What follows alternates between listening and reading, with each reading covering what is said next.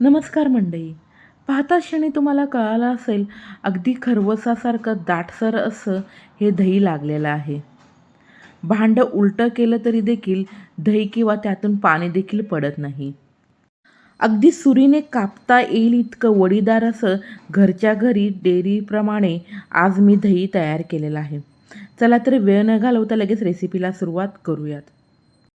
सर्वात प्रथम जाड बुडाच्या कोणत्याही भांड्यामध्ये 1 लिटर फुल फॅट म्हशीचं दूध घेऊन मध्यम आचेवरती दूध तापवून घेऊयात. म्हशीच्या दुधाऐवजी तुम्ही ह्या ठिकाणी गाईचं दूध वापरलं तरीही चालेल.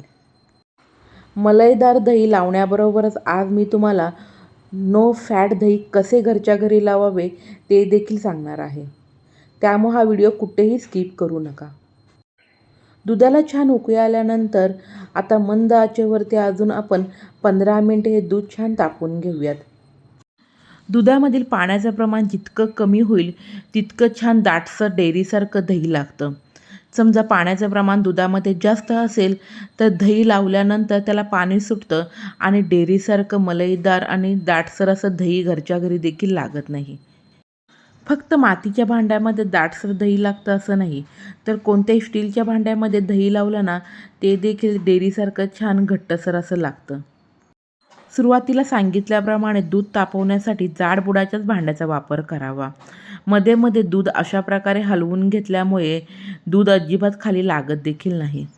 मंद आचेवरती 15 मिनिटे दूध छान तापवून झाल्यानंतर आता गॅस बंद करून आपण हाताला म्हणजेच बोटाला सोसवेल इतपत दूध थंड करून घेऊयात. गरम दुधामध्ये विरजण टाकलं ना तर दूध पूर्णपणे फुटले जाते. म्हणूनच दूध हलकंसं कोमट करून घेणे अत्यंत गरजेचे आहे. एका बाजूला दूध हलकेसे थंड होईपर्यंत आता आपण ज्या भांड्यामध्ये दही लावणार आहोत ना त्या भांड्याला विरजण लावून घेऊयात. तर ह्या ठिकाणी आज मी तुम्हाला मातीच्या आणि साध्या स्टीलच्या दोन्ही भांड्यामध्ये दही कसे लावावे ते दाखवणार आहे. दही लावण्यासाठी जे विरजण घेतो ना ते ताजे, दाटसर आणि महत्त्वाचं म्हणजे अजिबात पातळसर असे असू नये. त्यामुळे देखील दही कधीकधी आंबट आणि जास्त पातळसर असं लागू शकतं. मी दाखवल्याप्रमाणे दोन्हीही भांड्याच्या चहूबाजूने अशा प्रकारे पातळसर असं विरजण लावून घ्यावं. आता तुमच्याकडे मातीचं भांडे नसेल ना तर कोणत्याही स्टीलच्या भांड्यामध्ये देखील तुम्ही अशा प्रकारे दही लावून घेऊ शकता. परंतु दही लावण्यासाठी कोणतेही तांब्याचे, पितळेचे आणि ॲल्युमिनियमचे भांडे वापरू नये. दोन्हीही मी घेतलेल्या भांड्यामध्ये अशा प्रकारे मी चहूबाजूने पातळसर असं विरजण लावून घेतलेलं आहे.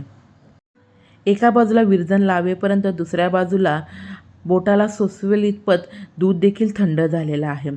ह्यापेक्षा जास्त समजा दूध तुम्ही थंड घेतलं तर अजिबात हवं तसं दही लागणार नाही. म्हणूनच जेव्हा आपण दही लावतो ना तेव्हा ते जास्त थंड आणि जास्त गरम देखील नसावे. आता मलईदार दही कसं लावावं ते तुम्ही पाहिलेलंच आहे. परंतु नो फॅट दही लावण्यासाठी आपण ज्याप्रमाणे दूध गरम करून घेतलं ना तसं गरम करून घ्यावं आणि दूध पूर्णपणे थंड झाल्यानंतर ते 3 ते 4 तासासाठी फ्रीजमध्ये ठेवावं. फ्रीजमधून दही काढल्यानंतर वर जी साई पूर्णपणे जमा होते ना ती पूर्ण साई काढून घ्यावी आणि नंतर पुन्हा एकदा ते दूध 15 मिनटं मध्यम आचेवरती गरम करून घ्यावं. बोटाला सोसवेल इतपत दूध थंड झाल्यानंतर कोणत्याही विरजण लावलेल्या भांड्यामध्ये दूध ओतून नंतर भांड्यामध्ये चमचा व्यवस्थित फिरवून घेऊन मध्यभागी चमचा घेऊन पूर्णपणे दूध शांत झाल्यानंतर त्यामधून चमचा काढून घ्यावा. ही प्रोसेस केल्यामुळे छान दाटसर असं दही लागलं जातं आणि जे आपण भांड्याला विरजण लावलेलं आहे ना ते देखील दुधामध्ये व्यवस्थित मिक्स होतं. त्यामुळे दही लावताना कधीही ही स्टेप तुम्ही स्किप करू नका. उन्हाळा असल्यामुळे 6 तासामध्ये दही छान सेट होते. आता भांड्यावरती झाकण ठेवून आपण एखाद्या उबदार जागेमध्ये दही जमा करायला ठेवूयात.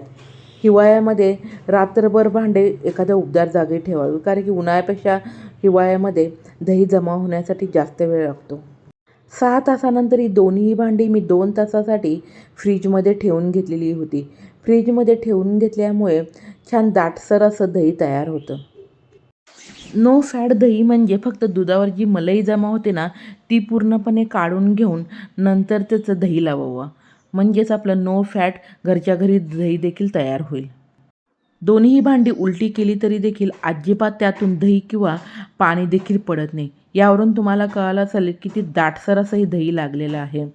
मातीच्या भांड्यामध्ये दही लावल्यामुळे दह्यामध्ये जो पाण्याचा अंश असतो ना, तो पूर्णपणे मातीचं भांडं खेचून घेतं आणि त्यामुळे दही देखील छान दाटसर असं होतं. परंतु तुमच्याकडे मातीचं भांडं नसेल ना, तर तुम्ही कोणत्याही स्टीलच्या भांड्यामध्ये देखील अशा प्रकारे दाटसर दही लावू शकता. तुम्हाला ह्या ठिकाणी पाहूनच कळालं असेल किती दाटसर मलईदार असं हे दही लागलेलं आहे.